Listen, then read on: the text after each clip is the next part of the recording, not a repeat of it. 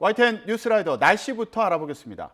오늘은 추위 대신에 전국에 눈이나 비가 내리겠습니다. 특히 서울 등 중부를 중심으로 폭설이 예상돼 출퇴근길에 교통 혼잡이 우려됩니다. 기상캐스터 연결해서 자세한 날씨 알아봅니다. 신미림 캐스터. 네, 상암동 야외 스튜디오에 나와 있습니다. 네, 지금 회사 근처에는 눈이 오는 것 같지는 않은데 오늘 폭설 대비해야 된다고요? 네, 강추위가 물러나자 이번에는 폭설이 비상입니다. 오늘과 내일 서울 등 중부지방을 중심으로는 최고 15cm가 넘는 폭설이 예보가 됐는데요. 현재 서울에는 약하게 눈이 내리기 시작했고요. 오후에는 그 밖에 전국으로 비나 눈이 확대하겠습니다. 출퇴근길 교통 혼잡이 우려되는 상황인 만큼 오늘은 되도록이면 대중교통을 이용하시는 게 좋겠습니다. 자세한 레이더 화면부터 살펴보도록 하겠는데요. 현재 북서쪽에서 눈구름이 유입되며 수도권을 중심으로는 눈이 내리고 있습니다. 이 눈은 오전 사이 그 밖에 중부지방으로 오후에는 전국으로 확대하겠는데요. 특히 많은 눈이 예상되는 중부지방을 중심으로는 대설 예비특보도 내려져 있습니다. 내일까지 강원 산간에는 20cm 이상, 경기와 강원, 충북 북부에 15cm 이상의 폭설이 쏟아지겠고요. 서울 등 그 밖의 중부와 전북, 경북에도 10cm가 넘는 많은 눈이 내려 쌓이겠습니다. 오늘은 어제와 비교해 큰 추위 없겠습니다. 현재 서울 기온은 영하 1도, 대전 영하 2.2도를 나타내고 있습니다. 오늘 낮 기온은 서울이 2도, 대구가 6도 등으로 예년과 비슷하거나 조금 더 높겠습니다.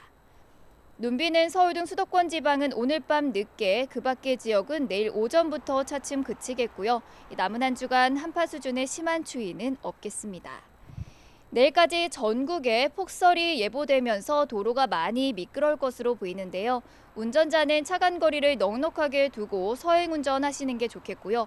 보행자는 빙판길 낙상 사고에 각별히 유의하셔야겠습니다. 지금까지 YTN 신미림입니다.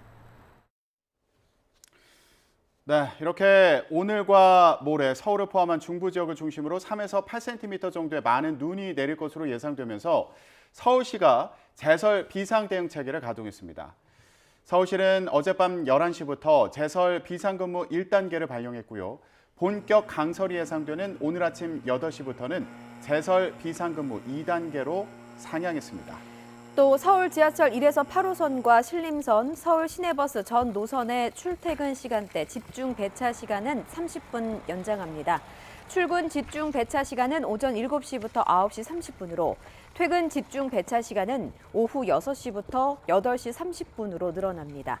서울시는 서해안에 설치된 CCTV 등을 통해서 눈이 내리기 전에 제설 장비를 배치하고 제설제를 살포할 예정입니다. 반도체 경기가 회복하고 중국으로의 수출 부진이 완화하면서 국제교역의 최종 성적표인 경상수지가 7달 연속 흑자를 기록했습니다. 한국은행은 지난 11월 경상수지가 40억 6천만 달러 흑자를 기록했다고 밝혔습니다. 지난해 5월에 흑자로 전환한 이후 7개월째 흑자입니다. 우리 군은 최근 북한에 잇따른 9.19 남북 군사합의 위반으로 이제 적대 행위 금지 구역이 존재하지 않는다는 입장을 밝혔죠. 이에 따라 서북도서는 물론 육군 전방 지역에서의 훈련도 전면 재개될 전망입니다. 김문경 기자가 보도합니다. 지난해 11월 말 해병대 서북도서 훈련 장면입니다. K1 전차의 포사격 훈련을 공개했는데 바다가 아닌 산을 향해 사격이 실시됐습니다. 서해상에서의 적대 행위를 금지한 9.19 군사합의에 따라 해상으로의 사격 훈련이 금지됐기 때문입니다. 또 사거리가 긴 K9 자주포와 다연장 로켓 천무 사격 훈련은 지난 5년여간 육지에서 진행됐습니다. 하지만 북한은 지난 2019년 서해 창린도 해안포 사격을 시작으로 동서해 사격 금지 구역에서 10여 차례 합의를 위반해왔습니다. 군은 북한의 이번 도발로 더는 합의를 유지하는 것은 무의미해졌다며 훈련을 재개하겠다는 방침을 밝혔습니다. 서해상에서 지난 3일 동안 연속으로 포병 사격을 실시했습니다. 이에 따라서 적대 행위 중지 구역은 더 이상 존재하지 않습니다. 북한의 이번 사격 첫날 2배로 맞대응한 것이 훈련 정상화의 첫 조치입니다. 앞으로 서북도서에 배치된 K9 자주포와 K1 전차, 다연장 로켓 천무, 신형 대전차 미사일 현궁, 북해안포 타격용 스파이크 미사일 등의 사격 훈련이 이어질 것으로 보입니다. 또 북한의 GP 총격과 복원, 판문점 재무장, 무인기 도발이 있었던 지상도 같은 기준을 적용하기로 했습니다. 이에 따라 군사분계선 5km 밖에서만 가능했던 포사격 훈련이 5km 안으로 좁혀지면서 제한적으로 유지되던 전방 사격 훈련장이 다시 전면 개방되고 연대급 야외 기동 훈련을 재개하는 등 후속 조치가 잇따를 전망입니다. YTN 김문경입니다. 최근 북한의 도발 위협이 고조된 가운데 신원식 국방부 장관이 드론 작전 사령부를 방문해서 대비 태세를 점검했습니다. 신 장관은 드론 작전사를 찾아 작전 현황을 보고받은 뒤 북한이 한반도 정세 악화의 책임을 적반하장식으로 우리 측에 전가하면서 핵, 미사일 위협 고도화 등 비대칭 위협 수위를 높이고 있다고 밝혔습니다. 최근 북한의 포격이 연일 이어지는 가운데 접경 지역 주민들은 긴장 속에서도 담담히 일상을 견디고 있습니다. 한편으로는 혹시나 13년 전의 포격전 같은 불상사가 벌어지지는 않을까 촉각을 곤두세우고 있습니다. 연평도 현장에서 박정현 기자가 전해왔습니다. 지나다니는 사람도 차량도 찾아보기 어려울 정도로 한산한 거리. 식당가와 각종 편의시설이 몰려있는 연평도 시내입니다. 평소 통행이 잦은 곳이지만 사흘째 북한의 포격 도발이 이어지며 발길이 눈에 띄게 뚝 끊겼습니다. 되도록 외출을 자제하고 있지만 주민들은 비교적 차분하게 일상을 유지하고 있습니다. 당황한 그런 분위기는 아니고 우리들은 늘상 면역이 돼서 그렇고 육지에서 온 사람들은 뭐가 뭔지 모르니까 애기들 뛰고 날치고. 하지만 언제 대피해야 할지 모른다는 생각에 불안함을 숨기지는 못했습니다. 지난 5일 한때 여객선 운항이 멈췄을 땐 이대로 섬에 고립되는 건 아닌지 걱정돼 선착장 근처로 달려갔다는 주민도 만날 수 있었습니다. 배 없으면 못 나가잖아요. 사람들이 다 막 좀이라도 가차운데 선창가로 가자 하고 막 이랬어요. 만약에 자꾸 이런 일이 생기면 육지로 나가야 되지요. 불안해서 뭐 있지요. 해안가에 서린 긴장감도 가시지 않았습니다. 북한이 연일 포사격을 했던 북방 한계선 NLL 해상입니다. 건너편 북측 진지에는 연평도를 향한 해안포 포문 10여 개가 여전히 닫히지 않고 있습니다. 연초부터 긴장 상황이 좀채 해소되지 않으며 지난 2010년 연평도 포격전 같은 악몽이 반복되는 건 아닌지 주민들은 노심초사하고 있습니다. 경험한 사람들도 있고 경험 못한 사람들은 더 놀랬을 거고 우리들은 이제 옛날 생각나서 옛날 그때 상황들도 얘기하면서 대피소에 앉아서 다들 그때같이 하면 어떡하나 해서. YTN 박정현입니다. 4월 총선이 100일도 남지 않은 가운데 대통령실과 내각 출신 인사들의 여의도 행이 줄을 잇고 있습니다. 현 정부의 인적 자원이 총동원됐다는 평가 속에 윤심을 주장하는 이들이 양지만 찾는다는 비판도 나오고 있습니다. 권남기 기자입니다. 국민의힘이 윤석열 정부 장차관 출신 4명을 추가로 영입했습니다. 임명 석 달 만에 물러난 박문규 전 산자부 장관도 포함됐는데 인재 영입위원장을 겸직한 한동훈 비상대책위원장의 첫 영입 인사입니다. 좋은 분들을 모셔서 국민들께 더 잘 봉사할 수 있도록 하겠습니다. 앞서 추경호 기재부, 원희룡 국토부, 권영세 통일부, 이영 중기부, 박진 외교부 장관이 연이어 내각에서 물러나 총선 출사표를 던졌습니다. 대통령실 참모들도 출마 채비에 나섰습니다. 이른바 검액관으로 불렸던 주진우, 이현모 비서관은 출마를 위한 공직 사퇴 시한인 오는 11일을 코앞에 두고 대통령실을 떠났습니다. 김은혜 전 홍보수석은 복당을 신청했고 강명구 전 비서관은 출마 예비 단계로 불리는 출판 기념회를 열었습니다. 여기에 강승규, 안상훈 전 수석에 전희경, 정광삼, 서승우 전 비서관까지 내각 출신과 대통령실 참모 출마자를 합치면 어림잡아도 50여 명에 이릅니다. 총선 승리를 위해 윤석열 정부의 인적 자원을 총동원한 수준인데 그만큼 현 여소야대의 의석 구도를 뒤집어야 한다는 절실함이 강합니다. 하지만 윤심을 내세운 이들 대부분이 영남권을 선호하거나 험지를 기피하는 탓에 양지만 찾는다, 물갈이는 찐윤을 위한 것이란 비판도 나옵니다. 그동안 윤 대통령은 경선이 원칙이라는 입장을 여러 차례 밝힌 것으로 전해집니다. 대통령의 참모와 내각 출신 인사들이 치열한 당내 경선을 거칠지 또 본선에선 어떤 경쟁력으로 살아남을 수 있을지 주목됩니다. YTN 권남기입니다. 이재명 대표 체제를 비판하며 더불어민주당을 탈당한 오선 중진 이상민 의원이 국민의힘에 전격 합류했습니다. 한동훈 비대위원장의 외연 확장 전략에 호응한 건데 여당 내에선 가시권에 들어온 이준석 신당의 파장에 촉각을 곤두세우는 분위기도 감지됩니다. 임성재 기자의 보도입니다. 대전에서 내리 5선을 한 민주당 출신 이상민 의원이 총선을 석 달여 앞두고 국민의힘으로 당적을 옮겼습니다. 지난 6일 한동훈 비대위원장의 공식 입당 제안을 받은 지 이틀 만입니다. 이 의원은 대전을 비롯한 충청권 새모리로 여당의 선거 승리에 기여하겠다고 포부를 밝혔습니다. 제 인접 지역인 대전 지역 이렇게 같이 합동해서 그리고 나가서 옆에 있는 세종, 충남, 충북, 중천권 또 중부권에 제가 미력이나마 갖고 있는 노력을 해서 22대 총선 국면에서 현역 의원이 소속 정당을 바꾼 건 이번이 처음인데 지지층 확장에 공을 들이는 한동훈 위원장의 의지와 무관치 않다는 해석입니다. 실제로 한 위원장은 광주에서 5.18 정신, 헌법 전문 수록 찬성 의사를 밝히는 등 전국을 돌며 연일 지역 표심을 공략하고 있습니다. 이번에 강원도민들의 마음을 사로잡아 봅시다. 정말 그래 봅시다. 그래서 강원도의 모든 의석을 우리의 붉은색으로 채웁시다. 교권 회복에 방점을 둔 인사와 윤석열 정부 전직 장관 등을 영입하며 전문성과 정책 실행 능력을 부각하는 것도 같은 맥락입니다. 정부와 보조를 맞출 수 있는 집권 여당의 강점을 유권자에게 최대한 호소하는 건데 변수는 이준석 신당이라는 여권 내 경쟁 세력입니다. 오는 20일 창당을 목표로 한 가칭 개혁신당이 공영방송 사장 임명 동의제 추진 등 정책을 내걸며 표심 쟁탈전을 벌써 예고했기 때문입니다. 방송산업이 규제로 인해 창의가 억제되고 정치 갈등의 장이 되는 현실을 타파하기 위해 개혁신당은 앞으로 꾸준히 고민하고 의견을 내겠습니다. 구체적으로 명단과 규모가 드러나진 않았지만 신당 합류 의사를 타진하는 여당 현역 의원이 있다는 말이 끊이지 않는 것 역시 한 위원장 입장에선 부담스러울 수밖에 없는 부분입니다.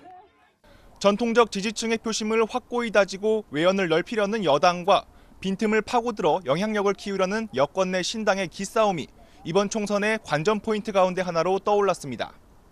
YTN 임성재입니다.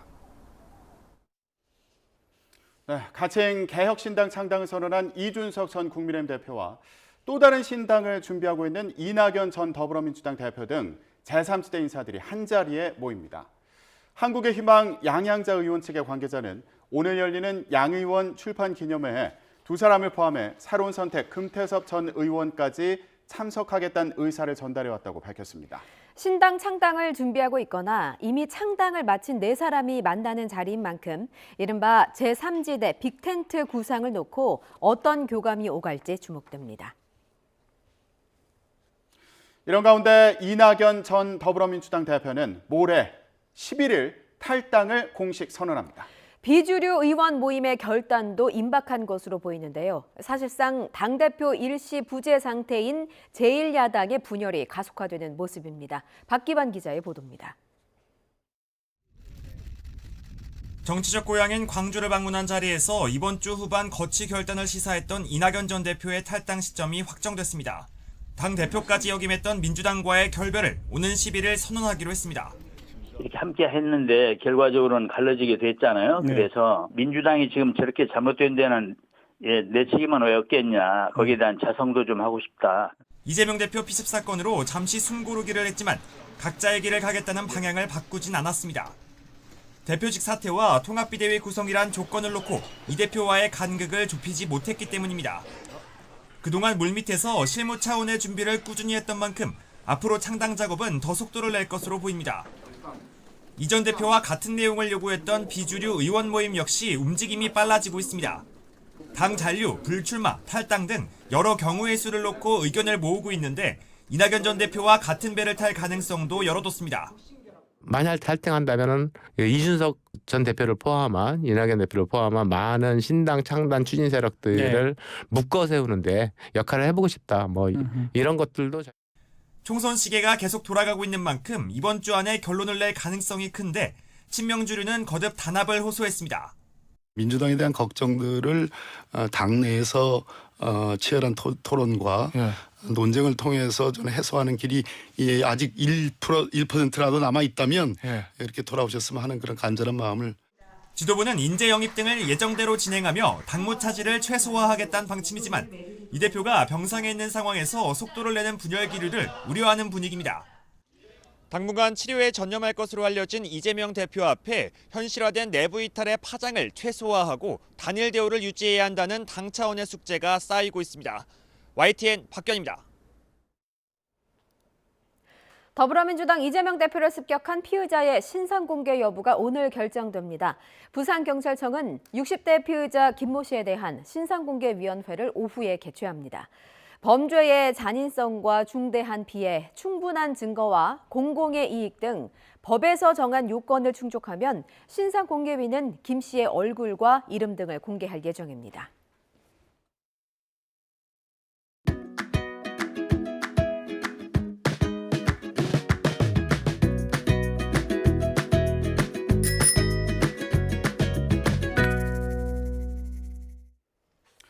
어제 국회 행정안전위원회에서는 이재명 민주당 대표 필습 사건에 대한 현안 질의가 있었습니다. 이 대표를 공격해서 살인미수 혐의로 구속된 김모 씨의 당적 공개 여부가 쟁점이 됐습니다. 민주당은 경찰이 김 씨의 당적을 공개하지 않기로 하면서 오히려 정치적인 혼란이 커지고 있다고 주장했습니다. 당적 공개합니까 안 합니까? 일단 현재까지는 관련 법이 있기 때문에 그 근데 법에 의하면 사실은 공개가 저희 마음대로 임의로 할 수가 없는 그런 내용이라고 그렇지 판단하고 않습니다. 있습니다. 이게 거의 사문화된 조항입니다. 그리고 이것은 범행 동기를 밝히는 데 있어서 결정적인 단서가 되는 것입니다. 그리고 맞습니다. 국민의 네. 알 권리 차원에서 예. 이제는 이 공개 안 하면 안 되는 수준까지 와 있는 거예요. 윤 청장은 범죄 수사를 위한 당원 명부조사에 관여한 공무원은 수사로 알게된 당적 정보를 누설해선 안 된다고 한 정당법 제24조 4항을 언급한 건데요. 민주당에서는 이 대표 피습 사건을 김구 암살 사건에 빗대며 엄중함을 강조했습니다.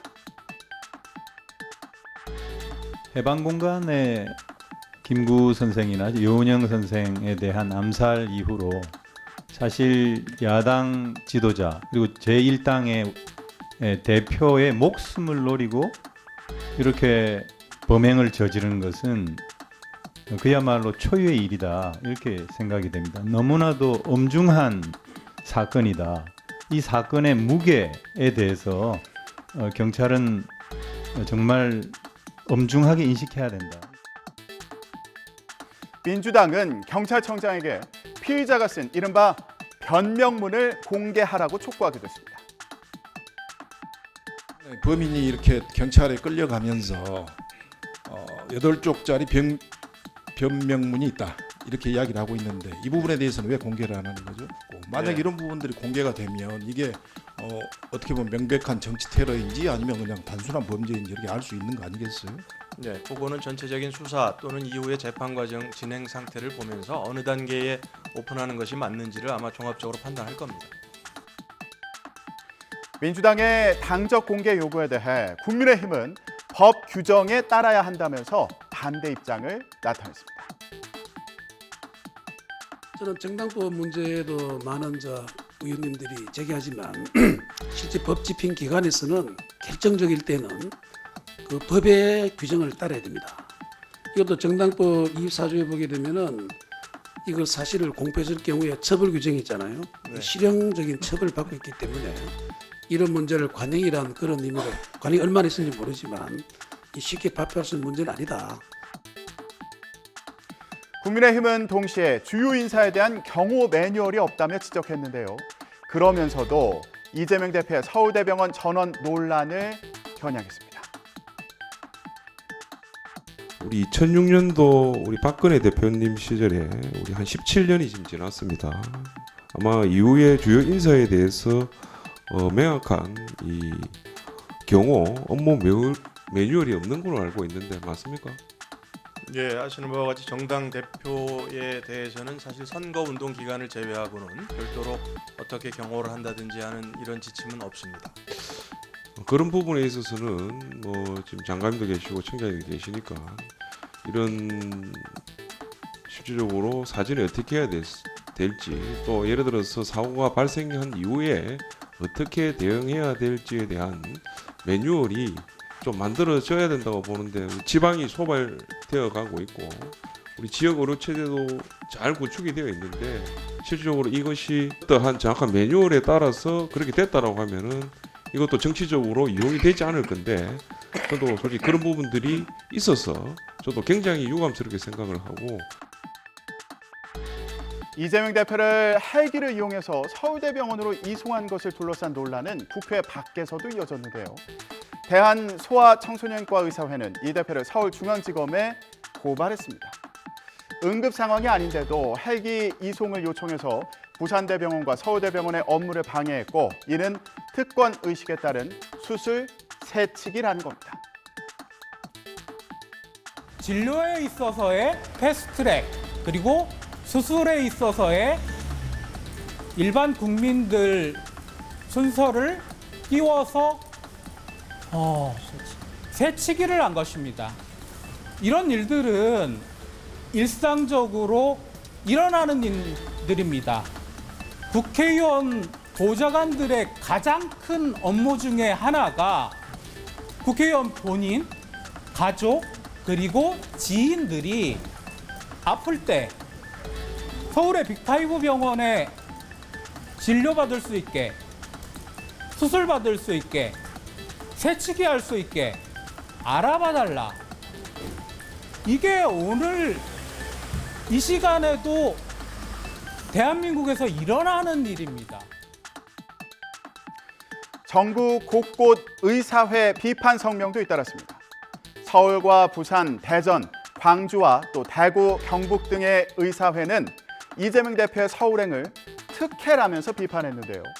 이 대표의 서울대병원 전원이 환자들의 서울 선호를 부추긴다는 겁니다. 이 대표가 시장을 지낸 성남시 의사회는 연고지 병원으로 이송하는 게 목적이었다면 시장 재임 시절에 지역의료 발전을 위해서 세금으로 지은 성남시 의료원으로 이송을 요구했어야 한다고 지적하기도 했습니다. 하지만 민주당은 업무 방해는 없었다며 반박했는데요. 우리가 무슨 업무를 방해했죠? 헬기 사용 관련한. 그러니까 어떤 내용이죠? 헬기를 사용하면 안 된다는 건가요? 저희들은 업무를 방해한 적이 없습니다. 그거는 부산대와 서울대가 협의해서 이루어진 겁니다. 민주당은 또 이 대표 피습과 관련해 1cm 정도의 열상으로 경상을 입은 걸로 추정된다는 가짜뉴스가 퍼진 배경에 총리실이 있었다며 공세를 폈습니다. 피습 사건 발생 초기 대테러 종합상황실에서 1cm 열상으로 경상, 출혈량이 적은 상태라는 등 사건 관련 내용을 관계기관에 전파했다며 문제 삼은 건데요. 이재명 대표의 서울대병원 수술 집도의가 지난 1월 4일 공식 브리핑에서 예리한 칼에 목 부위가 찔린 자상임을 확인했습니다. 그럼에도 불구하고 일부 언론과 유튜브 등은 단순히 피부가 찢기고 긁힌 열상이라며 피해 상태를 축소하고 테러 피해를 축소 왜곡하면서 조롱까지 하고 있는 실정입니다. 윤익은 경찰청장은 오늘 국회 행정안전위원회에서 가짜뉴스를 유포한 대테러 종합상황실은 총리실 산하기관이다라고 답변했습니다. 국무총리실이 이재명 대표를 왜곡하고 조롱한 가짜뉴스의 시발점이었다니 충격적입니다. 국무총리실은 무슨 의도로 이 같은 가짜뉴스를 유포했습니까? 이에 대해 국무조정실은 민주당이 언급한 문자는 이재명 대표 습격 직후 현장에 있던 소방과 경찰 실무진이 작성한 뒤에 본청 상황실과 국무조정실 대테러센터 상황실에 보고한 문자라고 반박했습니다. 실무진이 사건 현장에서 눈으로 파악해 신속하게 보고한 문자의 원문이기 때문에 이 대표 생명이 당장 경각에 달렸는지, 그러니까 목숨이 위태로운지에 대한 판단이 담겼을 뿐 그 밖에 주관적인 판단이나 더 깊은 의학적인 소견이 담긴 건 아니란 설명인데요.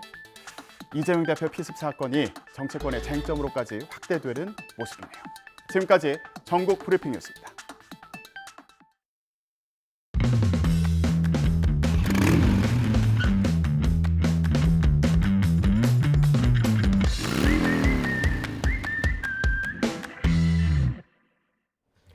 YTN 뉴스라이더와 함께하고 계십니다. 더불어민주당 이재명 대표를 습격한 피의자 김모 씨입니다.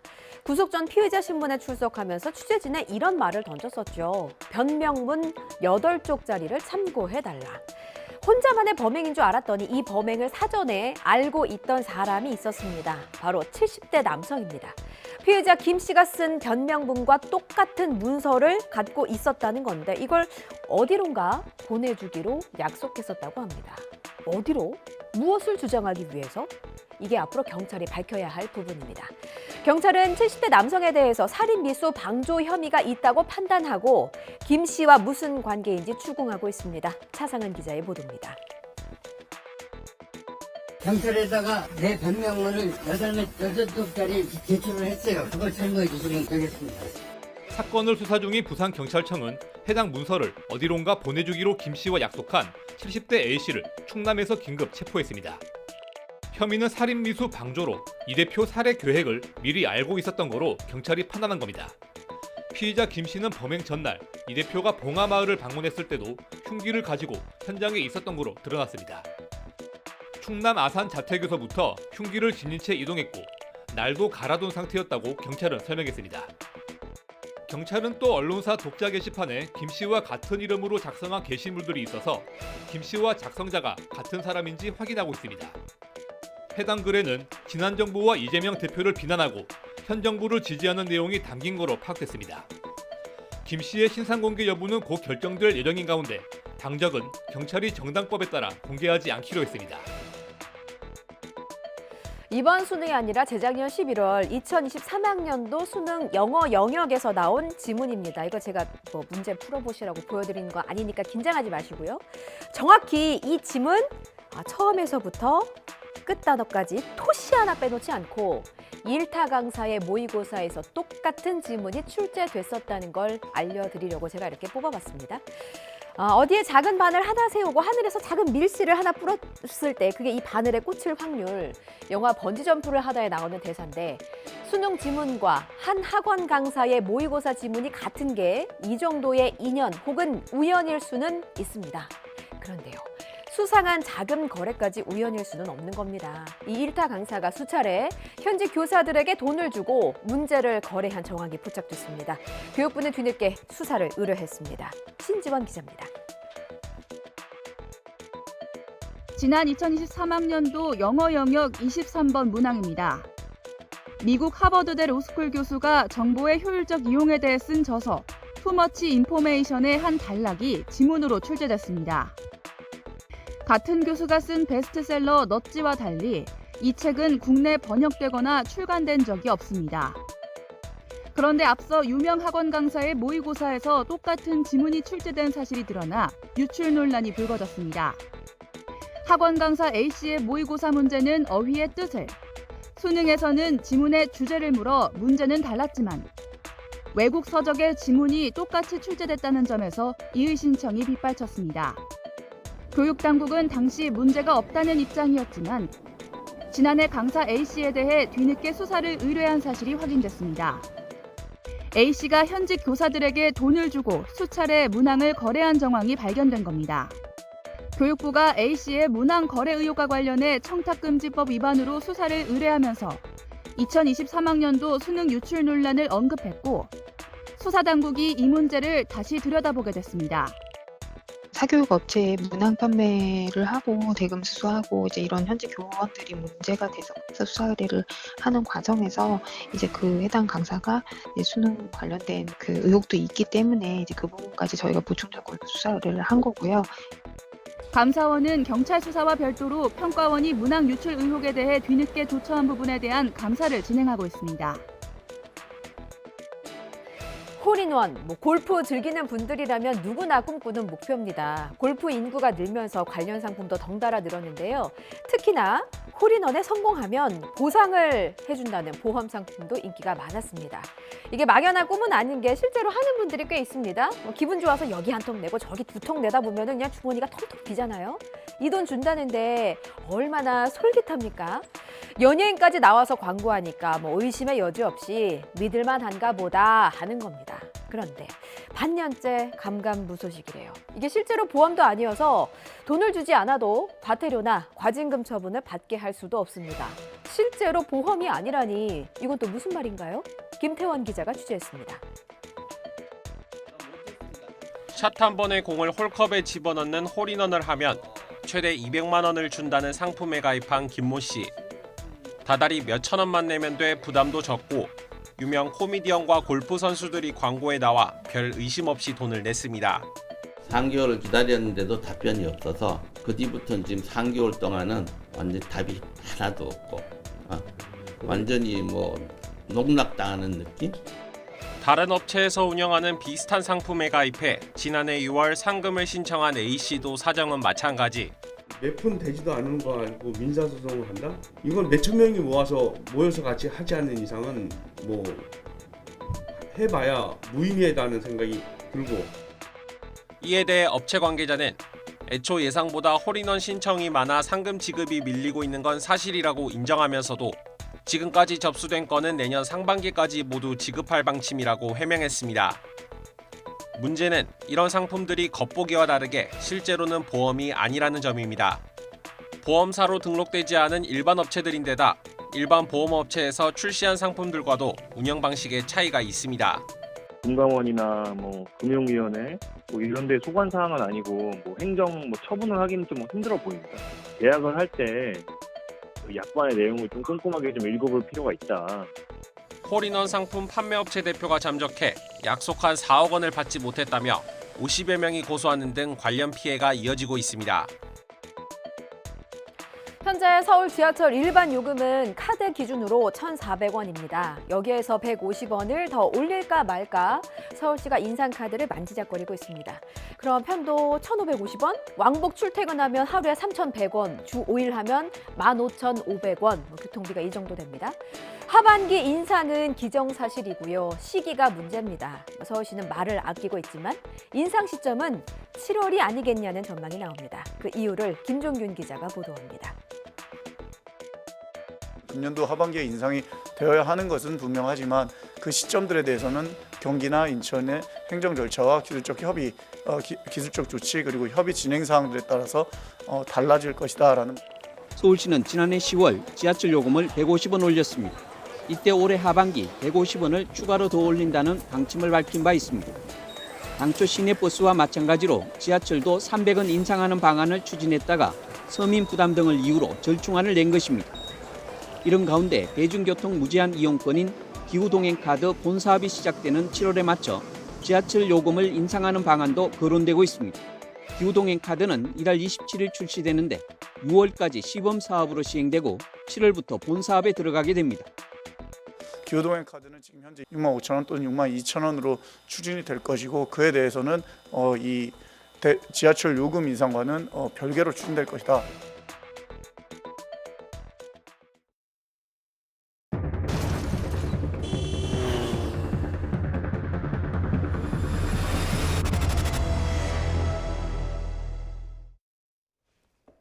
(2주에) 한 번씩 사건 현장에서 벌어지는 일을 경찰의 눈을 통해서 함께 살펴보는 라이더 주민 시간입니다.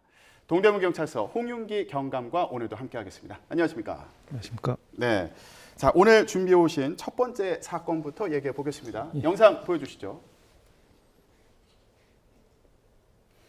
네, 자 지난해 12월 4일 밤 용산의 한 주택가예요. 예, 아니 이게 무슨 일입니까? 지금 주택가 이면도로에 차량 한 대가 나타나서 이렇게 천천히 운행을 하는 것 같았는데 지금 차를 들이받고 지금 그냥 이동하는 거예요? 예, 네. 무슨 일이 일어난 겁니까 지금? 지금 12월 4일 23시경인데 양쪽에 지금 차량을 도주하고 이 이 충격을 한 다음에 도주를 하는 장면입니다. 그래서 지금 경찰관들이 예. 신속하게 그 사건 발생 후 2분 만에 검거한 그런 장면입니다. 예.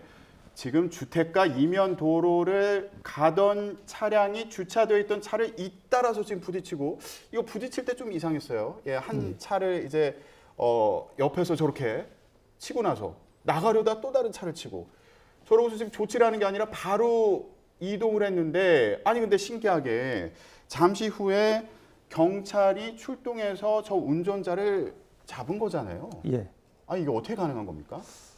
이게 저희 그 관제센터라는 게 있습니다. 예. 관제센터에는 이제 경찰관이 나가 있는데 어. CCTV를 모니터링하는 역할을 하거든요. 아, 예. CCTV 모니터링을 하던 중에 지금처럼 이상하게 운전하는 차량이 양쪽 차량을 충격하고 도주하는 거를 바로 발견을 하시고 이제 112 지령실로 이제 바로 보고를 한 다음에 저희 경찰관이 바로 출동할 수 있게 출동을 시키고 예. CCTV로 도주로를 이제 분석을 한 겁니다. 아, 그러면 저 지금 저렇게 차량 부딪히고 그냥 달아나는 거를 CCTV로 포착을 해가지고 상황실로 연락을 해서 경찰이 바로 출동할 수 있게끔 예. 조치를 했다는 말씀이신데, 피의자 검거했을 때 그런 사실 없다 이렇게 발뺌을 했나 봐요.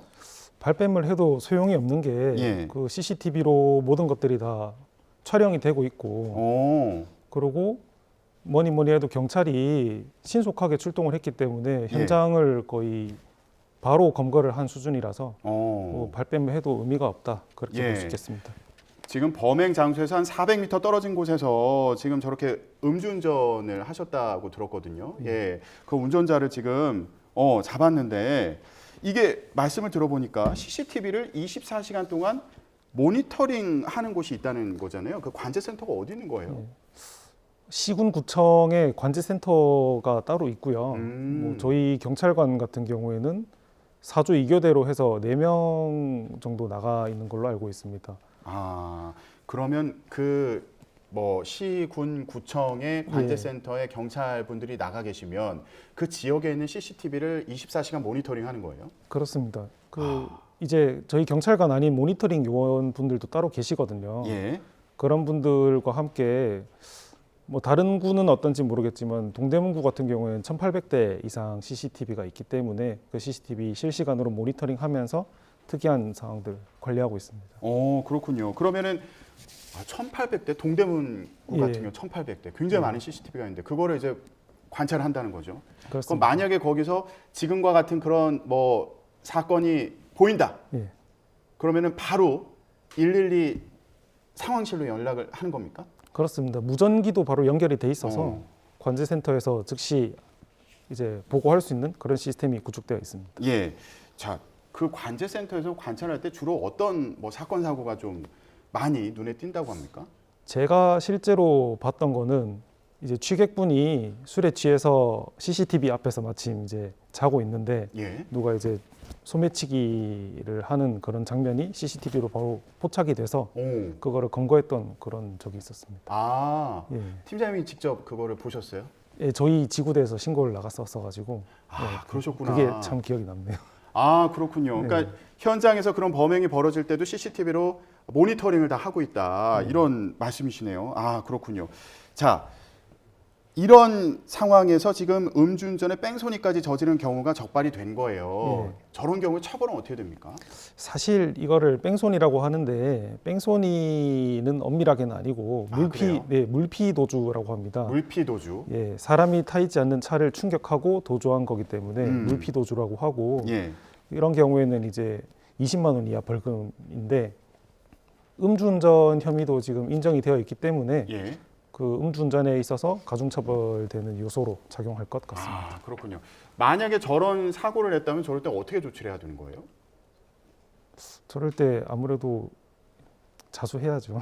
아, 경찰에 연락을 해야 된다. 음주운전하다 사고를 했으니까. 예. 아, 알겠습니다. 저런 사고가 없어야 될 텐데. 예. 자, 이어서 다음 사건 보겠습니다. 다음 영상도 한번 보여주시죠. 네. 자, 지난해 12월 16일 서울의 한 편의점입니다. 손님이 들어왔어요. 근데 지금 다른 손님이 들어오려고 하니까 지금 문을 잡고 못 들어가면서 주머니에서 뭔가를 꺼냈는데 아이고, 아유, 저 망치 아닙니까? 지금 휘둘고 있는 것 같은데 지금 굉장히 위협적인 상황으로 보입니다. 그렇습니다. 쇠망치입니다. 아이고, 지금 무슨 일이 벌어진 거죠? 이게 작년 12월 16일 날 서울 중랑구 소재 편의점에서 발생한 사건인데 예. 한낮에 이제 편의점 직원을 향해서 망치를 흔들면서 들어와서 죽여버리겠다라고 협박한 다음에 바로 도주했던 사건입니다. 아, 지금 보니까 다른 손님 들어오려고 하는데 못 들어오게 이렇게 문 잡고 있으면서 주머니에서 이제 망치를 꺼내가지고 휘두르면서 저렇게 위협을 하고 있는 상황이에요. 지금 들어오려던 손님도 놀라고 안에 있던 직원은 얼마나 겁이 났겠어요. 그렇죠. 그래서 직원이 바로 그 편의점 내에 마련되어 있는 긴급 112 신고 비상벨을 누르고 아, 그래요? 예, 즉시 신고를 했고 예. 그 결과 저희 경찰관들 팀장 포함 11명이 7분 만에 현장에 다 도착을 해서 수색을 하고 그로부터 이제 6분 안에 다 검거했었습니다. 예. 아, 지금 그 편의점에 비상벨이 있나 보죠? 예. 그러면 그걸 누르면 어떻게 되는 겁니까? 그걸 누르면은 바로 코드 1 신고로 이제 긴급 신고로 112에 바로 신고가 접수됩니다. 아, 그러면은 바로 그 현장으로 출동을 하는 거예요? 예. 아. 근데 지금 저기 범행을 저지른 저 남성 같은 경우에는 직원이 신고를 하고 자리를 이제 피하는 사이에 본인도 도망을 간 그런 상황이었거든요. 저거 예. 어떻게 잡은 거예요? 아까 말씀드린 관제센터 직원분들이 이번에도 큰 역할을 하셨습니다. 아, 어떻게 했습니까? 일단은 도주 가능한 예상 CCTV들이 그 주변에 있으니까 그 CCTV로 봐서 어느 건물쯤에 있을 것 같다라는 사인을 주셨고 마침 출동하신 팀장님 이하 다른 직원분들도 업무 분장 나눠서 그 일대를 수색하고 있었고 그래서 모 고시원 옥상에서 쇠망치 들고 욕설을 하고 있는 피의자를 6분 만에 찾을 수 있었던 겁니다. 예. 아, 이거 그 관제센터에서 또 신속하게 그 이동 경로를 파악을 해가지고 검거를 할 수 있었군요. 예. 혹시라도 2차 범행을 저지르지 않을까 저런 경우에 굉장히 우려가 되잖아요. 그렇죠. 다중 밀집 지역이고 흉기를 들고 이렇게 난동을 부릴 가능성이 있는 피의자이기 때문에 신속하게 검거한 게 정말 2차 피해 예방을 위해서라도 다행이라고 생각합니다. 예. 아니 근데 대체 왜 저 편의점에 가가지고 저렇게 망치를 휘둘렀다고 그랬나요?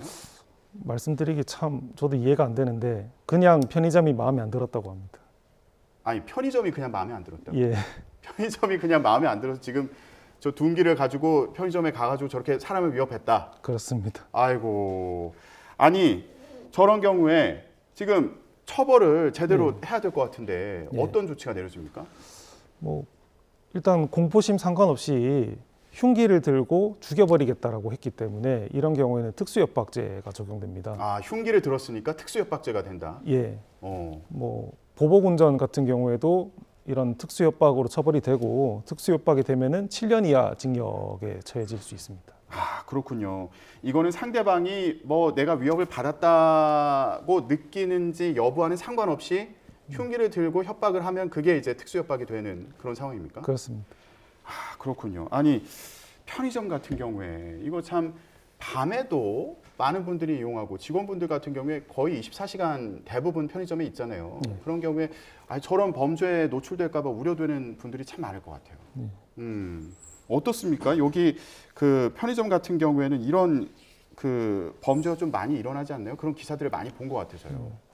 아무래도 경찰에서 이제 수집하는 통계에 따르면은 2018년에는 1만 3,500여 건이던 편의점 발생 범죄가 2021년에는 1만 5,400여 건으로 2,000건 가량 급증했고 특히 2021년에는 폭행, 상해, 협박 등 범죄가 2,000건 넘게 이제 기록되어 있습니다. 예.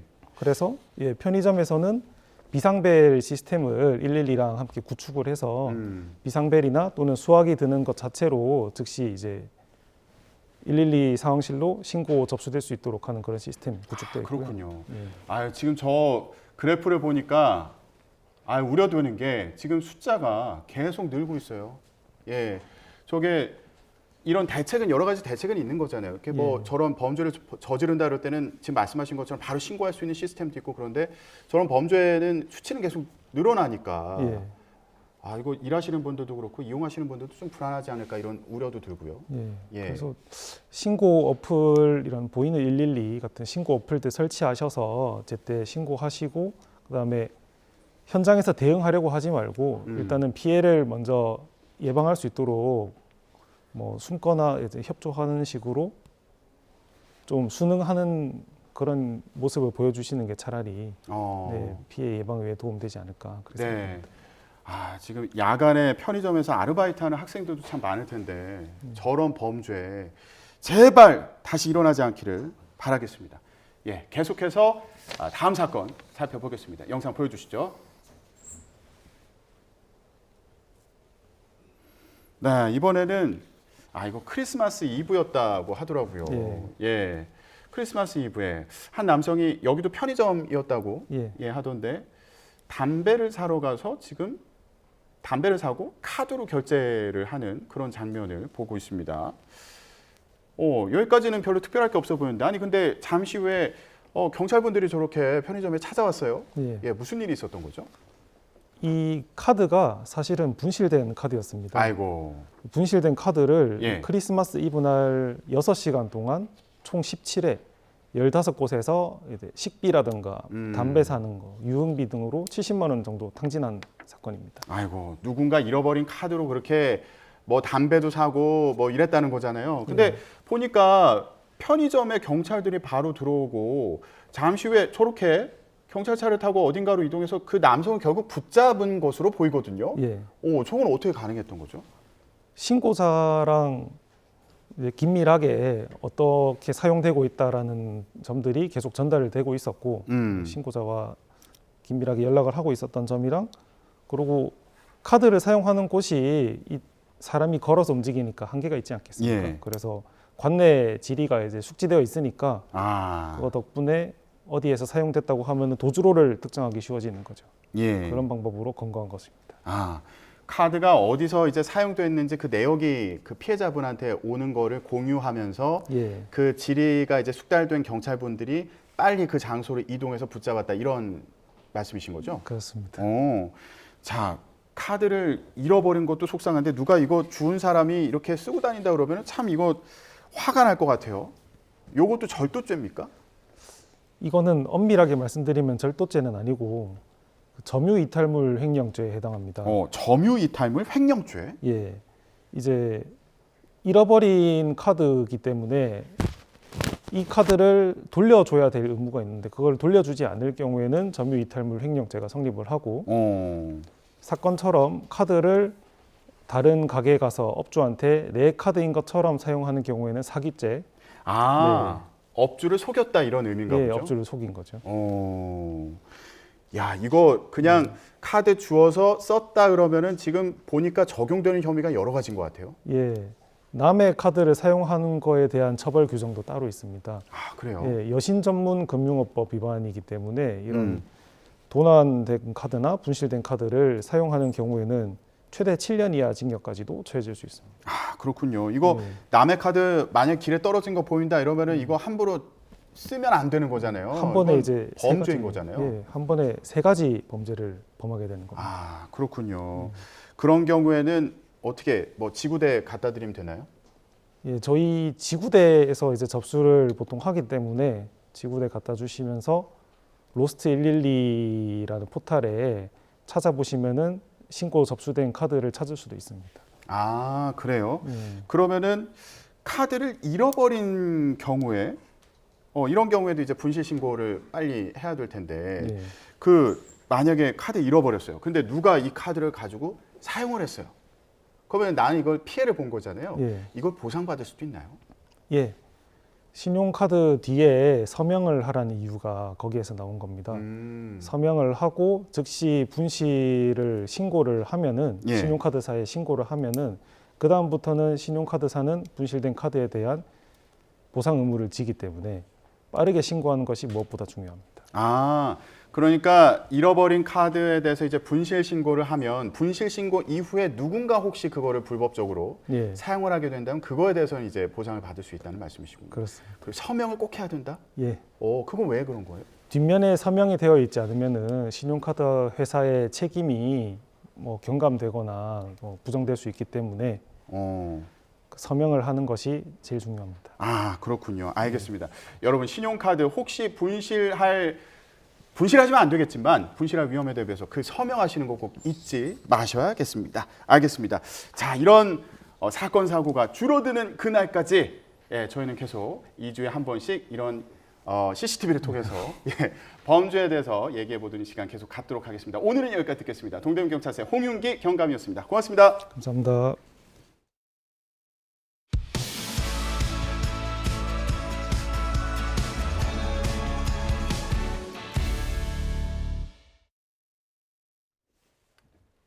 금융당국과 채권단의 전방위적인 압박에 못 이긴 태영그룹이 계열사 매각대금 전액을 태영건설에 투입했습니다. 급한 대로 워크아웃 불신을 살린 건데 채권단의 마음을 돌릴 추가 자구안을 두고서는 여전히 물밑 협상을 이어가고 있습니다. 윤혜리 기자입니다. 태영 측이 워크아웃을 신청하며 내걸었던 첫 번째 자구안. 계열사 매각대금 전액을 태영건설에 지원하겠다는 약속을 드디어 이행했습니다. 태영인더스트리 매각대금 1,549억 원 가운데 지주사 TY홀딩스 채무 변제에 사용한 890억 원을 태영건설에 추가로 투입했습니다. 금융당국 수장들까지 나서 처음 약속을 지키라고 재차 압박한 끝에 결국 꼬리를 내린 겁니다. TY홀딩스는 창업주 윤세영 회장의 딸 윤재현 블루원 대표에게 SBS 주식을 담보로 330억 원을 빌렸고 계열사 블루원으로부터 100억 원을 단기 차입해 자금을 마련했습니다. 남은 건 채권단이 요구한 뼈를 깎는 추가 자구안 마련입니다. 일각에서는 총수 일가가 보유한 TY홀딩스 지분을 담보로 제공하거나 현재 400억 원대에 그친 총수 일가 사재 출연 규모를 지금보다 키우는 방안이 거론됩니다. TY홀딩스는 주 채권은행인 산업은행과 협의해 구체적인 방안을 곧 마련하겠다고 강조했습니다. 또 태영건설이 무사히 워크아웃 절차를 밟을 수 있도록 도와달라고도 호소했습니다. 그동안 버티기로 일관했던 태영 측이 자세를 낮추면서 워크아웃 불씨는 살린 셈입니다. 하지만 정부는 여전히 태영건설에 공적 자금을 투입할 의향이 없다며 워크아웃이 무산될 경우를 염두에 두고 있습니다. 어떤 상황이 벌어지든 간에 모든 가능성을 열어놓고 금융시장 안정 그리고 그다음에 이제 뭐 분양자라든지 협력업체의 어떤 보호 그다음에 또 전반적으로 이게 확산되지 않도록 정부는 아주 다양한 방안으로 철저한 준비를 하고 있습니다. 태영 측이 채권단과 막판 물밑 협상을 이어가고 있는 가운데 오는 11일 전까지 진정성 있는 추가 자구안이 나올지 관심입니다. YTN 윤혜리입니다. 태영건설의 워크아웃과 관련해 이복현 금융감독원장이 태영건설의 대주주 TY홀딩스를 향해 강도 높은 자구 계획을 제시해야 한다고 재차 압박했습니다. 이 원장은 은행연합회에서 열린 신년 금융현안 간담회에서 자력이 있는 대주주가 워크아웃 중 필요한 자금을 최대한 지원한다는 상호 신뢰가 전제돼야 한다며 이같이 밝혔습니다. 그러면서 채권단 역시 채무자 측의 회사를 살리려는 의지가 확인될 경우에 직간접 채무 또는 이해관계자에 대한 지원 등도 폭넓게 고려하는 게 워크아웃의 본래 취지에 부합한다고 강조했습니다. 기존의 신용대출에 한해서만 가능했던 온라인 대환대출 서비스가 이제부터 아파트 주택담보대출과 전세대출까지 확대 적용됩니다. 금융당국은 시장 경쟁을 통한 대출금리 인하와 차주들의 주거비용 경감 효과를 기대하고 있습니다. 엄윤주 기자가 보도합니다. 영업점 방문 없이 더 낮은 금리의 상품으로 손쉽게 갈아탈 수 있는 대환대출. 아파트 주택담보대출과 전세대출까지 확대됩니다. 지난해 출시 때는 신용대출에 한해서만 가능했던 것이 서비스 대상이 한층 더 넓어진 겁니다. 한국은행이 결정하는 금리는 사실 여러 가지 요인에 의해서 결정되기 때문에 저희가 이제 마음대로 못하지만 그래도 그 범위 내에서 저희가 이제 뭐 경쟁 촉진을 통하고 어쨌든 다른 방법으로 인해서 그 국민들의 어떤 금리 부담을 낮추는 노력은 저희가 지속하고 있고. 먼저 소비자들은 기존처럼 앱을 통해 본인이 아낄 수 있는 이자와 기존 대출을 갚을 때 내는 중도 상환 수수료를 한눈에 비교할 수 있습니다. 여기에서 이동하고 싶은 대출 상품의 금융회사 앱에 들어가 대출 심사를 신청한 뒤 주택구입 계약서나 전세임대차 계약서 등을 직접 촬영해 비대면으로 제출하면 끝입니다. 대출 심사 기간은 최소 이틀에서 최대 일주일가량 걸립니다. 이때 대출을 갈아타기로 했다면 기존 대출금은 금융결제원 시스템을 통해 자동 상환됩니다. 다만 옮겨가는 대출은 조건이 있습니다. 10억 원 이하의 아파트 주담대와 전세 대출로 연체나 법적 분쟁 상태의 대출은 불가능합니다. 신용대출과는 규모가 다른 1,000조 원에 이르는 주담대를 대상으로 하는 만큼 금융당국도 원활한 운영을 위해 가동에 앞서 사전 점검에 나섰습니다. 대출 이동 서비스의 실시간 거래량을 기반으로 하는 모니터링 화면입니다. 그동안 높은 대출 금리에 허덕였던 차주들은 이자 부담을 한결 덜 수 있어 환영한다는 입장입니다. 그러니까 이자 이런 부분에 대해서는 조금 많이 버거워요. 그러니까 물가도 많이 상승을 하는데 이자가 좀 뭐 단 1%, 뭐 0.1%라도 좀 내려진다면 그 부분에 대해서는 되게 감사한 일인 것 같아요. 다만 금융당국은 이번 서비스가 가계부채 증가 요인으로 작용하지 않도록 기존 대출 잔액 이내로만 한도를 제한하기로 했습니다. YTN 엄윤주입니다. 세계 가전전시회 CES 개막을 하루 앞둔 오늘 우리나라 기업들은 미국 현지에서 잇따라 사전 미디어 행사를 엽니다. 이번 전시의 핵심 주제를 설명하고 그동안 심혈을 기울여서 준비한 전시 부스도 공개할 예정인데요. 현장에 나가 있는 취재기자 연결해 보겠습니다. 김태민 기자. 네, 미국 라스베이거스입니다. 네, 제가 아까부터 준비 장면을 계속 지켜봤는데 뒤에서 누가 계속 춤을 추고 있어요. 예, 지금 무슨 현장입니까? 네, 맞습니다. 네, 지금 제가 있는 곳이 바로 내일부터 전 세계에서 몰려들 관람객을 맞이할 라스베이거스 컨벤션 센터입니다. 막바지 준비에 한창인데 매우 분주한 모습인데요. 지금 제가 있는 이곳 웨스트홀에서는 미래의 운송수단 그리고 로봇을 주제로 한 전시가 이뤄질 전망입니다. 지금 제 뒤로 있는 바로 이 로봇이 바로 AI와 접목해서 인간과 소통하며 다양한 기능을 수행하는 상호작용형 로봇입니다. 이번 시에서는 AI와 만나서 한층 더 진화한 이런 로봇들을 쉽게 만나볼 수 있을 전망입니다. 국내외 주요 기업들은 CES 개막 하루 전인 오늘 차례로 미디어 행사를 열어서 이번 전시 주제를 설명하고 앞으로의 기술 방향을 공개했습니다. 삼성전자는 모두를 위한 AI라는 주제로 차별화된 보안 기술과 신제품을 활용해 AI 시대를 주도한다는 전략을 소개했습니다. 특히 AI 기능을 탑재한 TV와 스마트폰, 가전제품을 하나로 묶는 연결성을 강조했습니다. 함께 들어보겠습니다. And today, these investments are coming to life, not just in our most popular products.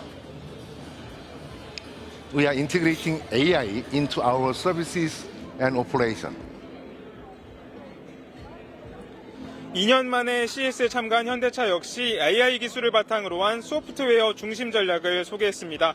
사용자 중심의 이동수단을 목표로 교통환경 등 외부와 수시로 정보를 주고받는 새로운 개념의 차량을 선보입니다. 이처럼 주요 기업 모두 인공지능 기술을 앞세운 혁신을 소개한 가운데 전 세계 4천여 기업이 선보일 첨단 기술 경연에 대한 기대감도 높아지고 있습니다. 지금까지 미국 라스베이거스에서 YTN 김태민입니다. 우크라이나와 중동에서 전쟁이 한창인데요. 미국 국방장관이 대통령도 모르게 병원에 입원한 사실이 드러나 파장이 커지고 있습니다. 바이든 대통령은 장관을 신뢰한다며 회복이 우선이라는 뜻을 밝혔지만 트럼프 전 대통령은 즉각 경질을 요구했습니다. 워싱턴에서 권준기 특파원입니다. 로이드 오스틴 미국 국방장관이 수술 합병증으로 중환자실에 입원한 건 새해 첫날인 지난 1일. 하지만 백악관에 입원 사실을 알린 건 나흘 뒤인 지난 4일이었습니다. 군 통수권자인 바이든 대통령마저 사흘 동안 국방장관의 부재 사실을 까맣게 모르고 있었던 겁니다. 카리브해에서 휴가를 보내고 있던 캐슬린 힉스 국방부장관은 지난 2일부터 장관 임무의 일부를 대행했지만 영문을 모른 채였습니다. 힉스 부장관이 장관의 입원 사실을 안 것도 4일쯤이었던 것으로 파악됐습니다. 백악관은 장관이 입원하면 지휘계통에 보고하는 게 당연하다며 절차상의 미비점을 점검하겠다고 밝혔습니다. We'll take a look at process and procedure here, and try to learn from this experience. And if there's some changes that need to be made in terms of process and procedure, we'll do that. 하지만 국방장관에 대한 믿음은 흔들리지 않는다며 이번 일로 교체하는 일은 없을 거라고 밝혔습니다. And I will just reiterate that the president has complete confidence, continues to have confidence in Secretary Austin. And 트럼프 전 대통령은 자신의 SNS에 글을 올려 부적절한 업무 행태와 직무유기라며 즉각 해임할 것을 요구했습니다. 국방장관이 일주일 동안 실종 상태였는데도 바이든 대통령을 비롯한 그 누구도 행방을 알지 못했다고 비판했습니다. 오스틴 장관의 정확한 병명은 알려지지 않은 채 여전히 군 병원에 입원 중입니다. 공화당 의원들도 국방장관의 깜깜이 입원은 심각한 안보 위협 사태라며 장관의 즉각적인 사임과 의회 차원의 조사를 촉구하고 나섰습니다. 워싱턴에서 YTN 권중기입니다. 중국에서는 새해부터 공직기강을 바로잡기 위한 사정의 칼바람이 거세게 몰아치고 있습니다. 여기 보시면 압수된 뇌물들인데요. 지난해 최고조였던 이른바 호랑이 사냥, 고위급 비리 척결이 올해도 이어질 전망입니다. 베이징에서 강정규 특파원이 보도합니다. 중국의 최고급 명주 마오타이가 상자째에 쌓여 있습니다. 금부치와 옥석으로 만든 장식품도 한아름입니다. 중국 고위 소방 관료가 착복한 뇌물 압수품입니다. 说白了还是自己意志不坚定，办了不该办的事，收了不该收的钱，给小伙这个集体抹了黑。 중국 관영 CCTV는 새해 벽두에 4부작 다큐멘터리를 내놓았습니다. 공안 당국부터 금융, 스포츠계까지 전형적인 부패 사건 12건이 적나라하게 공개됐습니다. 我是非常后悔的，还是要踏踏实实的，一定要走正路。 중국 당국은 새해 첫날에만 차관급 이상 9명을 퇴출하며 반부패 투쟁을 이어가고 있습니다. 지난해 낙마한 고위 관료는 45명으로 역대 최다. 외교부장과 국방부장 등 해외에 익히 알려진 얼굴들도 예외는 없었습니다. 시진핑 주석이 창설한 로켓군의 대대적 숙청 바람도 부패 척결과 무관치 않습니다. 미사일에 연료 대신 물을 채워넣고 창고에 불량품이 쌓였다는 외신 보도가 나올 정도입니다. 이른바 호랑이 사냥이라고 불리는 사정의 칼바람. 절대 권력은 썩는다는 말을 의식한 자정의 노력이자 1인 장기 집권 시대 불만의 싹을 자르려는 경고 신호로 보기도 합니다. 베이징에서 YTN 강정규입니다. 미국 뉴욕의 출근 시간, 지하터널과 다리 곳곳에서 이스라엘의 가자지구 공격 중단을 촉구하는 친팔레스타인 단체의 기습 시위가 열렸습니다. 현지 언론은 뉴욕 시내 홀랜드 터널 입구를 비롯해서 브루클린과 맨해튼을 연결하는 3개 다리 입구에서 시위대가 도로를 점거하고 출근길 차량 통행을 차단했다고 보도했습니다. 점거가 시작된 지 얼마 지나지 않아서 뉴욕 경찰이 시위대 전원을 연행하기 시작해 오전 11시쯤에는 차량 통행이 재개됐습니다. 가자 지구에서 하마스와 전쟁을 벌이는 이스라엘이 북부 전선에서 헤즈볼라와 충돌이 거세지고 있습니다.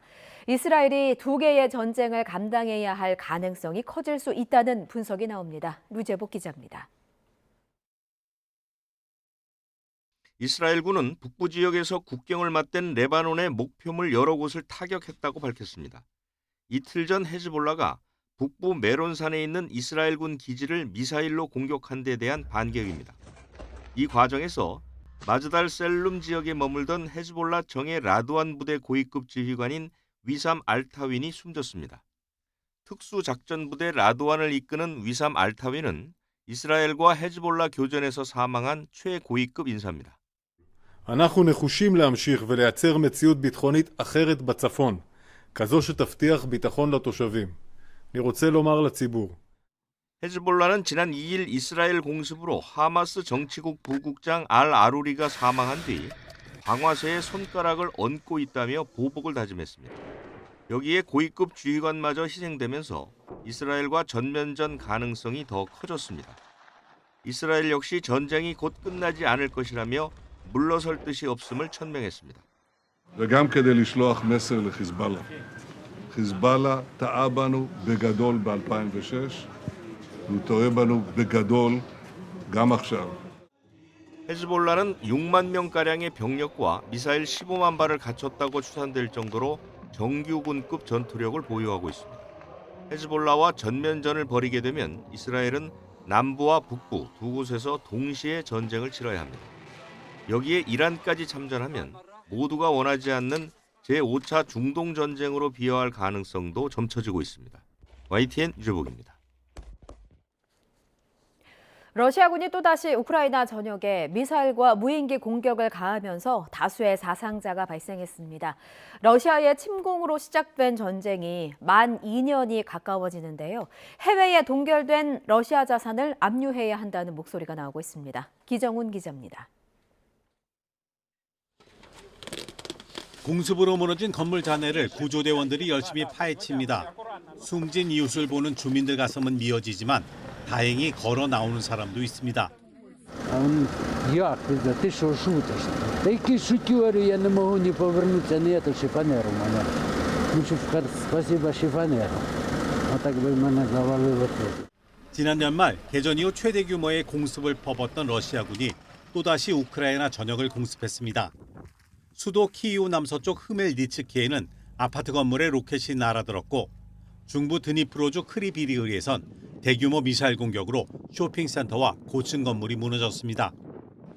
러시아군은 킨잘 극초음속 미사일 등으로 우크라이나 군사시설을 공격했다고 주장했지만 인명피해는 주로 민간인 지역에서 나왔습니다.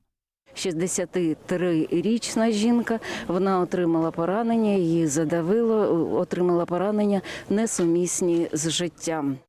우크라이나군 총사령관은 러시아의 순항미사일 18대와 무인기 8대 등을 격추했다고 밝혔습니다. 이처럼 러시아군의 공격이 거세지고 있는 가운데 일각에서 해외에 동결된 러시아 자산을 압류해야 한다는 주장이 나오고 있습니다.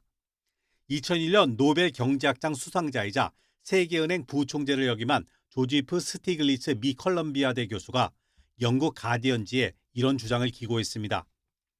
스티글리츠 교수는 개인이 타인에게 해를 끼쳐 보상해야 할 때 자산을 압류하듯 나라 간에도 같은 원칙을 적용해야 한다며 이같이 주장했습니다. 앞서 볼로디미르 젤렌스키 우크라이나 대통령도 비슷한 논리를 폈습니다. 젤렌스키 대통령은 약 3천억 달러, 약 395조 원에 이르는 동결된 러시아 자산을 우크라이나 지원에 써야 한다고 말했습니다. 젤렌스키 대통령은 러시아 엘리트들은 사람 목숨보다 돈에 관심이 있어서 자산을 잃으면 가장 고통스러울 것이라며 이같이 주장했습니다. YTN 기정훈입니다. 올해 세계를 위협하는 가장 큰 요인은 우크라이나 전쟁이나 중동 사태가 아닌 국민이 분열된 가운데 치르는 미국의 대선이라는 평가가 나왔습니다. 정치위험 분석업체 유라시아그룹은 보고서에서 전례가 없을 정도로 문제가 많은 미국 선거가 세계의 안보와 안정, 경제 전망에 그 어느 것보다 가장 큰 영향을 미칠 것이라고 전망했습니다. 특히 민주당이든 공화당이든 지는 쪽이 선거 결과가 불법이라고 생각해 받아들이지 않으면서 극심한 혼돈과 국정 마비가 벌어져 미국의 적들이 이런 상황을 반길 것으로 관측했습니다. 미국 민간 기업이 발사한 세계 최초의 민간 달 착륙선에 기술적인 문제가 발생했습니다.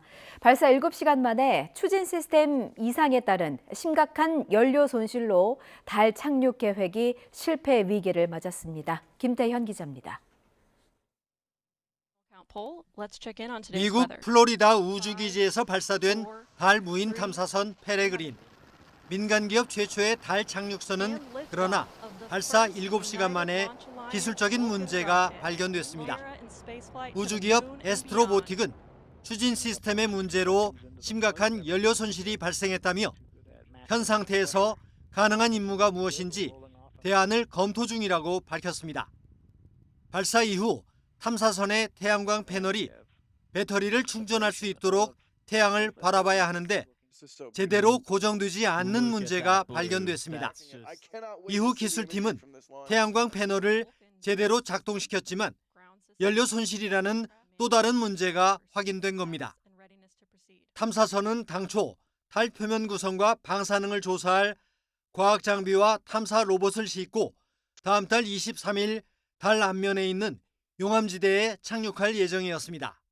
We've sent many probes that orbit around the moon, like Lunar Reconnaissance Orbiter, but they look at it from afar. This is going to be our first chance to go back and really make those measurements that really touch the surface and see what's really there.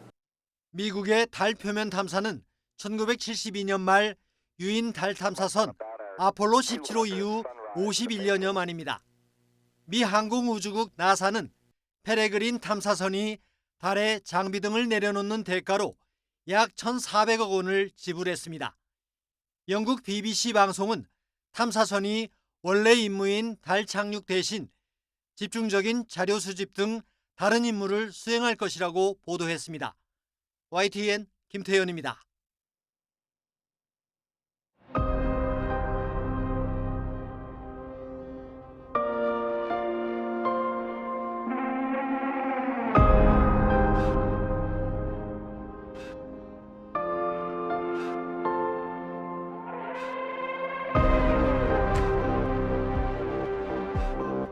피해자는 20년 이후부터가 시작이기 때문에 이거는 그냥 과정에 불과하다고 생각합니다.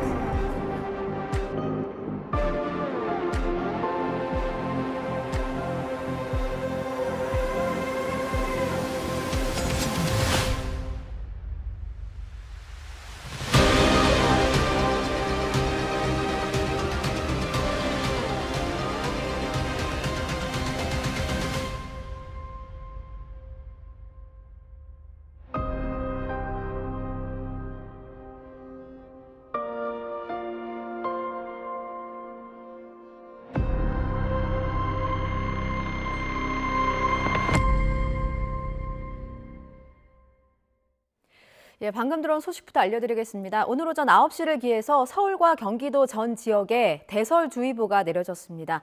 강원도와 충청 지역에는 대설 예비특보가 발령 중입니다.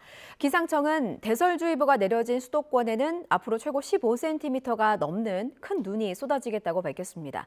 또 강원 산간에는 20cm가 넘는 폭설이 예고돼서 피해가 우려됩니다. 기상청은 이번 눈이 중부는 오늘 밤까지, 남부는 내일 오전까지 이어진 뒤에 그칠 것으로 전망했습니다. 특히 중부지방에서는 퇴근길에 빙판길로 인한 교통 대란이 우려된다면서 대중교통을 이용하고 제설 작업에 만전을 기해달라고 당부했고요. 운전하시는 분들은 안전거리 좀 넉넉하게 확보하시고 전조등 꼭 켜시기 바라겠습니다. 자, 앞서 저희 영상으로 먼저 만나 뵀죠. 그동안 돌려차기 사건 피해자로 불려진 분입니다. 이 성함을 저는 처음으로 불러봅니다. 김진주 씨와 이야기 나눠보겠습니다. 저희가 신원 보호를 위해서 전화로 인터뷰를 하는 점 미리 양해 부탁드립니다. 김진주 씨 나와 계시지요? 네, 안녕하세요. 예, 오래 기다리셨습니다. 저희 지난해 6월에 인터뷰했었습니다. 항소심에서 가해자가 징역 20년을 선고받았을 때 저는 진주 씨를 이름 대신에 피해자님 이렇게 불렀었고요. 오랜만에 목소리를 듣습니다. 그동안 어떻게 지내셨어요? 여유로워질 줄 알았는데 오히려 많은 분들이 피해자와 관련돼서 관심을 많이 가져주셔서 잘 좀 바쁘게 지내고 있는 것 같습니다. 예, 그러셨군요. 앞서 제가 김진주라는 이름으로 소개를 해드렸는데 필명입니다. 어떤 의미로 지은 이름일까요? 사실 아시는 분들은 아시겠지만 제가 초반에는 부상이 너무 크다 보니까 머리 부상으로 오른쪽에 다리에 마비가 왔었어요. 네. 그랬는데 이제 이게 의사 선생님도 장애를 얻을 거라고 했는데 갑자기 이게 마비가 풀리게 됐어요. 그래서 그게 좀 다시 태어났다라는 생각이 들었고 그래서 그 6월 7일에 탄생석인 진주를 따서 김진주로 활동하게 되었습니다. 예, 기적이 일어났던 거죠. 그래서 SNS에서 기적이라는 작가 필명으로도 활동하기도 하셨었죠. 오랜 시간 참 아프고 힘들었지만 그만큼 단단해지고 진주 씨 아름다워지고 있습니다. 진주라는 이름처럼. 진주 씨가 필명으로 쓴 책도 세상에 곧 나온다고 들었습니다. 어떤 내용이 담겨 있는 걸까요? 사실 뉴스에는 사건의 개요를 알 수 있다면 이 책에서는 범죄 피해자들이 진짜로 겪는 현실에 대해서 조금 낱낱이 적었다고 생각을 하고요. 예. 사실 가해자에게만 받는 것이 아니라 사실 수사 체계나 사업 체계에서 피해자들은 수많은 2차 가해를 받고 있거든요. 예. 그런 2차 가해에 대해서도 많이 적어놨고 그리고 좀 피해자의 권리가 가해자의 권리보다 많이 무게가 실리지 못하다 보니까 이거에 대해서 우리가 얼마나 관심을 많이 가져야 되는가, 왜 제가 이런 민간인이고 일반인이 범죄 피해자에 대한 제도에 대해서 계속 얘기하고 있는지에 대해서 예. 공감대를 얻으실 수 있을 거라는 생각에 빨리 적어보려고 했었습니다. 피해자로서 당연히 누려야 할 권리, 보호받아야 할 권리를 되찾기 위해서 사건을 다시 처음부터 들여다보는 그런 고통스러운 과정을 거치신 것 같습니다. 이 책이 언제쯤 나올 예정인가요? 1월 안에 나올 것 같습니다. 집필하는 데는 뭐 시간이 얼마나 좀 소요가 됐습니까?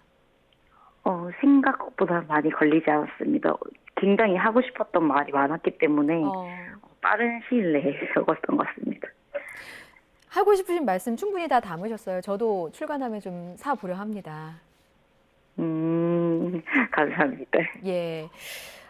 지난해 8월이었습니다. 다른 범죄 피해자들과 함께 범죄 피해자 연대를 결성해서 다른 그 범죄 피해자들도 직접 만나기도 하고 얘기도 듣고 또 재판 관련해서 도움을 주고 있다고 들었어요. 어떤 활동을 하고 계시는 겁니까? 사실 저는 범죄 피해자에게 관심이 많이 없으실 줄 알았는데 예. 굉장히 많은 분들이 피해를 겪지 않으신 분들도 굉장히 많이 연락이 와서 응원과 지지를 보내주시고 사실 범죄 피해자분들도 처음에는 이제 여보세요? 네, 여보세요? 예, 잠시 연결이 원활하지 못했습니다. 조금 전에 말씀하신 부분 다시 한번 말씀해 주실까요? 응원과 지지를 보내주고 계시다고. 네. 그래서 범죄 피해자분들도 되려 그런 인스타그램 계정에서 연락이 오셔서 예. 자기가 이런 피해를 겪고 있다 이렇게 연락을 주시기도 하고요. 그래서 제가 뭐 재판 방청도 가기도 하고 사건마다 좀 필요한 부분을 제가 조금 대신하고 있는 것 같습니다.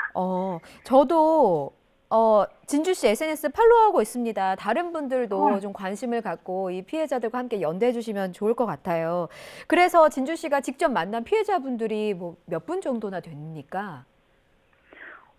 세보진 않았지만 제가 그냥 한 피해자만 만난 게 아니라 그 피해자의 가족들까지도 만나기 때문에 사실 50명에서 100명 정도는 되는 것 같습니다. 그렇게 많은 분들이 또 함께 얼굴을 맞대고 또 피해를 복구할 방법을 찾아가고 계시는군요. 고통받는 피해자분들이세요. 연대하게 되기까지 국가에서 제대로 지원을 받지 못했던 이유도 큰 몫을 차지하는 것 같습니다. 현실적으로 좀 어떤 문제점이 있다고 보세요? 사실 범죄 피해를 지원받을 때 너무 협소해요. 지금은 모든 걸 오프라인으로 하고 있기 때문에 우리가 주택 청약이나 실업급여는 다 온라인으로 신청을 하는데 범죄 피해와 관련된 이런 부분들이 다 오프라인으로 지금 신청을 하고 있고요. 그리고 이미 지원 제도가 미흡함에도 불구하고 이 상황에서도 피해를 겪는 분들이 계세요. 센터에서도 뭔가 전문적인 센터라고 얘기를 하지만 2년 정도 지나시면 보통은 회복이 되시던데 이런 식으로 피해자에게 회복을 강요한다던가 이런 지금의 제도 자체도 잘 진행되고 있는지 사실 조금 우려가 되는 바고 이런 사전 절차나 이런 것들이 지금 많은 범죄 피해에 대해서 예방을 할 수 있는 대응책들이 많이 없다 보니까 일반인분들이 피해를 겪고 나서 어떻게 초기 대응을 해야 되는지가 가장 서툰 부분이 있는 것 같아요. 그렇군요. 겪어보지 않으면 모를 일입니다. 수사기관이나 지원기관에서 피해 회복을 강요한다는 게 피해자들에게는 또 다른 2차 고통일 수 있겠다는 생각이 좀 듭니다. 근데 진주 씨도 피해자시잖아요. 네. 피해자가 피해자를 돕기까지 어떤 고통, 어떤 인내 시간이 필요했는지 다시 한번 생각해 보게 됩니다. 사건을 공론화하는 과정이 쉽지만은 않았을 것 같은데 그동안 어떤 점이 좀 가장 어려우셨을까요?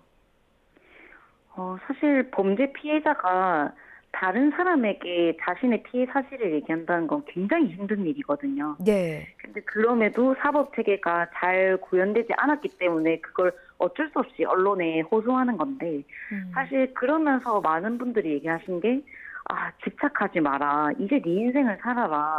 왜 이렇게 사건에 몰두하냐. 이런 얘기를 하는데 사실 저는 이미 인생의 한 부분이었거든요. 예.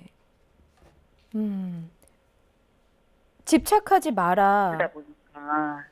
예. 네.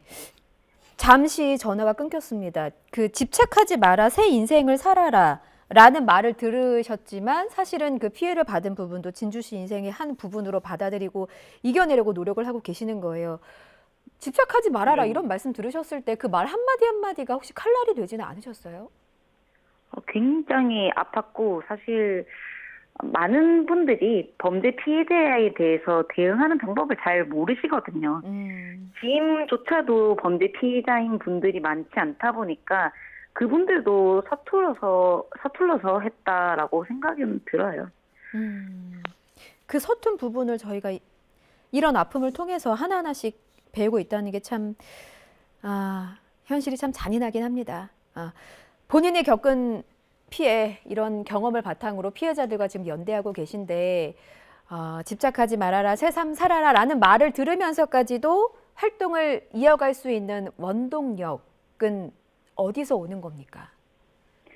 사실 저는 공론한 게 제가 뭔가를 얻고자 한 게 아니었거든요. 예. 결국은 제 지인들, 제 가족들 이런 사람들이 안전했으면 좋겠다라는 생각이 한 거였고 그 일이 잘 실현되고 있는 것 같고 그리고 많은 분들이 응원한 덕분에 범죄 피해자가 아닌 분들까지도 이걸 공감해주고 격려해주는 사회가 된다라고 생각을 하니까 예. 조금 더 열심히 활동해야겠다라는 생각을 하게 되는 것 같습니다. 그렇군요. 제가 기억하기로 진주 씨께서 피해 당사자인데도 증거 자료 열람 같은 어려움을 겪었습니다. 국정감사장에 출석하신 것도 제가 기억이 나요. 법무부에 요구했던 사항들이 있었는데 그게 지금은 좀 잘 받아들여졌습니까? 어느 정도로 좀 진척이 됐습니까? 일단 굉장히 입법안들이 굉장히 많이 나왔고요. 예. 이제 가해자가 원래는 스마트워치가 있긴 한데 가해자에게 어떤 위협을 당했을 때만 누를 수 있어서 예방 조치가 되질 않았는데 예. 그거에 대해서 문제점을 꼬집었더니 양방향 알림 스마트워치가 지금 도입 예정이고요. 그리고 피해자가 재판을 무조건적으로 열람을 할 수 있고 그리고 만약에 어떤 거를 열람할 수 없을 때에는 왜 거부하는지에 대해서도 알려주는 시스템으로 바뀌기로 했고요. 예. 그리고 이제 범죄 피해자가 원래는 모든 범죄에서 국선 변호사를 선임받기는 어려웠는데 지금은 국선 변호사가 특정 강력 범죄는 무조건 국선 변호사가 선임되도록 바뀐다고 해요. 예. 그리고 원스톱 지원센터나 신상 공개 기준 등 조금 많은 것들이 변화하고 있다고 보여집니다. 예, 이런 노력이 있으시기에 진주 씨의 지인, 진주 씨의 가족 그리고 지인인 저도 지인이라고 칭할게요. 많은 사람들이 안전한 세상을 조금 더 안전한 세상을 살아갈 수 있는 것 같습니다. 저희 사전 인터뷰에서 진주 씨께서 이런 말씀해 주셨어요. 피해자가 더 이상 언론을 찾지 않게 해달라 이런 말씀을 해주셨는데 최근에는 뭐 돌려차기 사건과 관련해서 수사기관의 조사 매뉴얼 개정을 요구하는 소송도 준비 중이라고 들었습니다. 이건 어떤 취지일까요?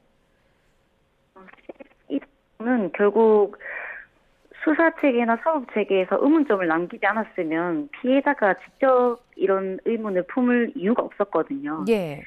그리고 이제 제가 수사 단계에서 소외됐지만 이게 범죄 동기가 정확히 밝혀지지 않았을 때는 모든 걸 조사를 한 뒤에 수사가 이루어져야 된다고 생각을 하거든요. 예. 그래서 이와 관련해서 국가 배상 소송 준비를 하고 있고 그래서 이런 동기가 정확히 파악되지 않은 범죄들을 모든 증거 조사를 할 수 있도록 하는 매뉴얼을 만들 수 있도록 이게 소송을 제기하려고 하고 있습니다. 예, 이 부분도 함께 좀 힘을 보태서 응원을 드리겠습니다. 이 얘기를 또 안 할 수가 없는데 꺼내야만 하겠습니다. 징역 20년형이 확정된 가해자 말이에요. 최근에 또다시 협박 혐의로 재판에 넘겨졌습니다.